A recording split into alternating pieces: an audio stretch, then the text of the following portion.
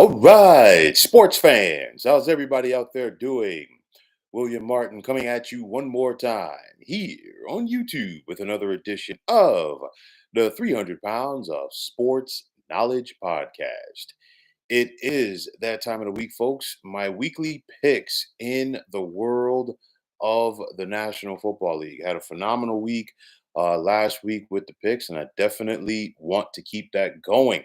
Got things started on the right foot last night. I picked the Denver Broncos to defeat the New Orleans Saints, but I didn't pick the Broncos to defeat the Saints as handily as they did. Of course, it was the return of Sean Payton to New Orleans, and of course, he's had some tremendous success there as the head coach of the Saints.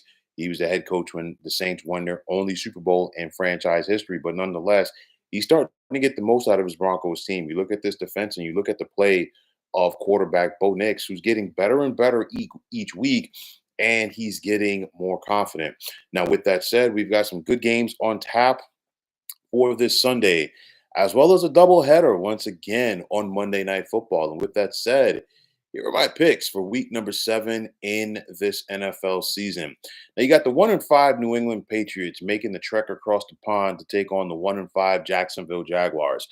And for Jacksonville, it's their second consecutive game in London. And of course, last Sunday, they were embarrassed at the hands of the Chicago Bears.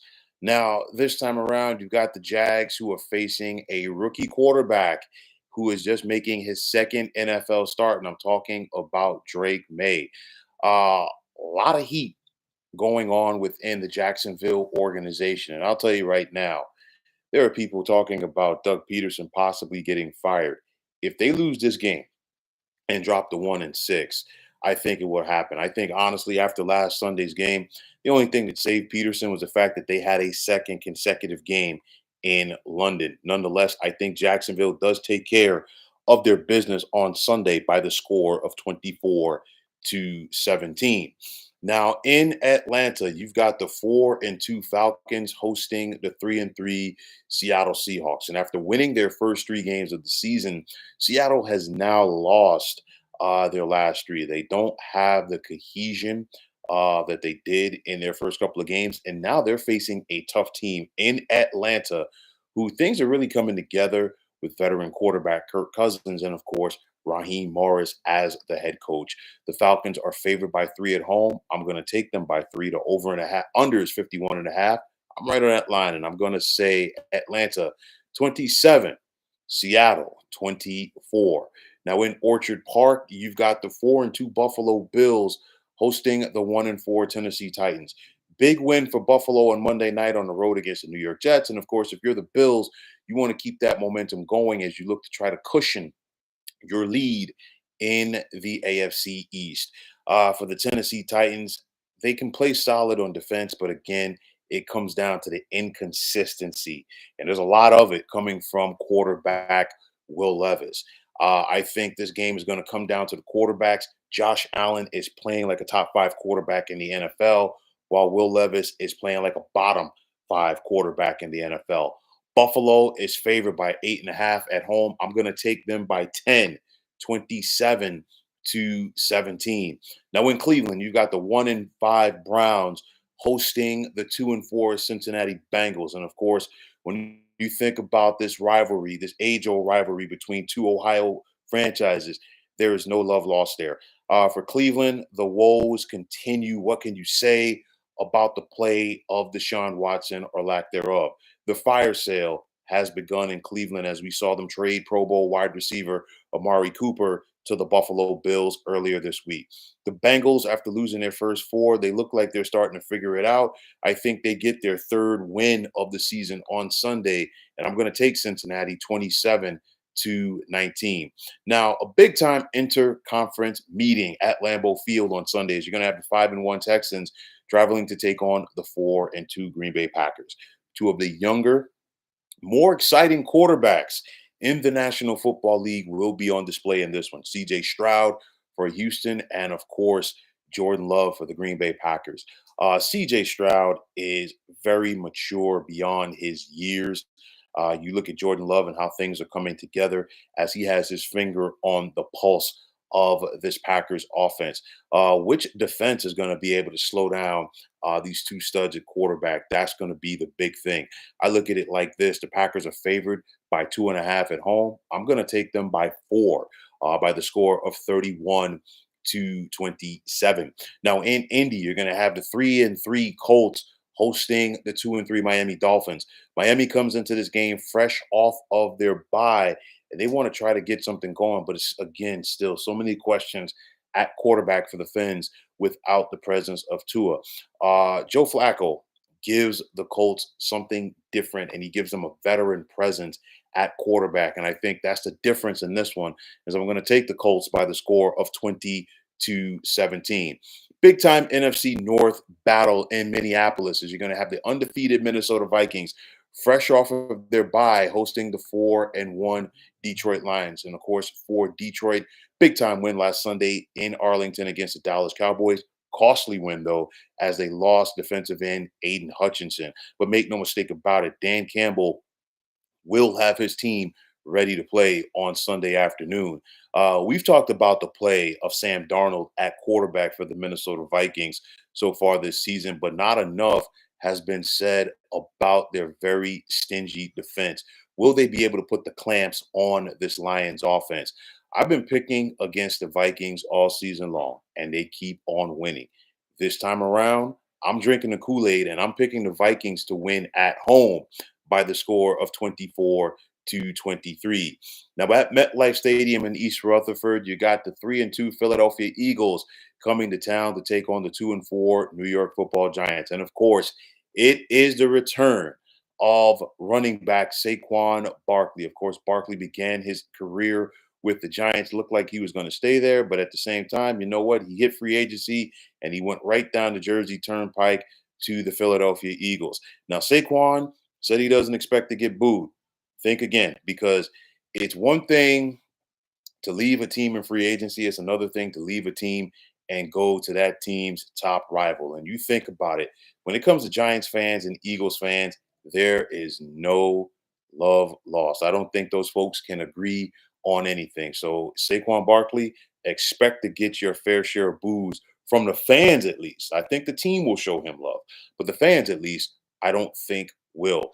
Saquon definitely wants to go out there and have a big game. But my thing is this: the Eagles, at this point of the season, I still think that they are searching for their identity. And that's a big thing because you look at it, this is a game that the Eagles could win by 2 touchdowns. It's also a game that the Eagles could lose. Remember, going back to last season, the Eagles had a lot to play for in week number 18 at MetLife Stadium against the Giants, and they got blown out.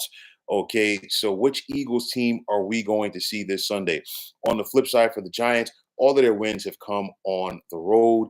You have that inconsistency of Daniel Jones at quarterback. Their defense has been keeping them in the games, and their defense is going to have to step up big once again for the Giants to get the win. I don't think that that will be the case, and I'm going to take Philadelphia by the score of 24-16. Now at SoFi Stadium in Inglewood, you got the 1-4 Los Angeles Rams hosting the 2-4 Las Vegas Raiders. It's not that often in the NFL that a one-win team is favored by 7 points, but so many things have gone wrong so quickly for the Vegas Raiders. We just saw them trade Pro Bowl wide receiver Devontae Adams this week to the Jets. And of these two franchises, the Rams appear to be more stable right now. Like I said, LA is favored by 7 at home. I'm going to take them by 10 in this one by the score of 27-17. Now, you got the Washington Commanders, the surprising Washington Commanders with a record of 4-2 hosting the 1-5 Carolina Panthers. And of course, the play of rookie quarterback Jaden Daniels has a lot of people believing in this franchise on the Potomac. The Commanders come into this contest favored by 9.5. They're believing in Jaden Daniels. They're also believing in head coach Dan Quinn, while Carolina continues to be one of, if not the worst franchises in the National Football League. I'm going to take the Commanders by 11 in this one, 27-16.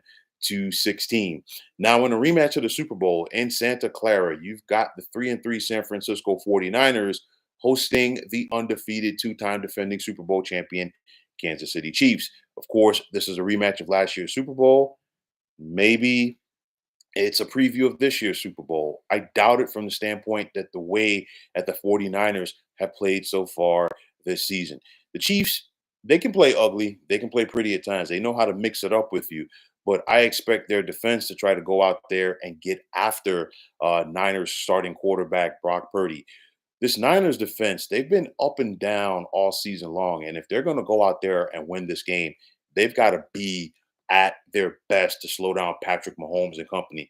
I simply don't see it happening. I know that San Francisco is favored by 2 in this contest at home, but I'm going to take Kansas City on the road in this one by the score of 30-20. Now, on Sunday night, you've got the 2-4 Pittsburgh Steelers hosting, the 2-4 New York Jets traveling to take on the 4-2 Pittsburgh Steelers. And for the Jets, new head coach, same results as they were a disappointing team. They're hopeful that the acquisition of Devontae Adams can change things on offense for them. For the Pittsburgh Steelers, is it going to be Russell Wilson or is it going to be Justin Fields at quarterback for the Steelers? I'll tell you like this. Justin Fields gives the Steelers offense more athleticism.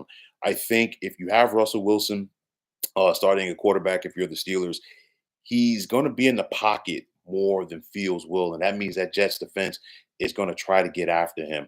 The Steelers offense, it continues to be a work in progress. That's the best thing that I could say about it. Both of these teams are a work in progress. The best thing is if you're the Steelers, you're 4-2 as opposed to being 2-4 like the New York Jets. This is a game right here that the Jets are favored by 2 in. The over under is 38.5. But for me, I think that this is a classic pick 'em. I mean, this is a toss up in the best sense of the word. I'm going to give the benefit of the doubt to the Steelers at home, and I'm going to give them the 17-16 win. Now, on Monday night, the first half of that doubleheader, you got the 4-2 Baltimore Ravens traveling to take on the 4-2 Tampa Bay Buccaneers. And after dropping their first 2 contests of the season, the Baltimore Ravens have gotten things going, and they're playing Raven football. They're running the football effectively with Lamar Jackson and Derrick Henry. They are playing stout defense, and they're not beating themselves.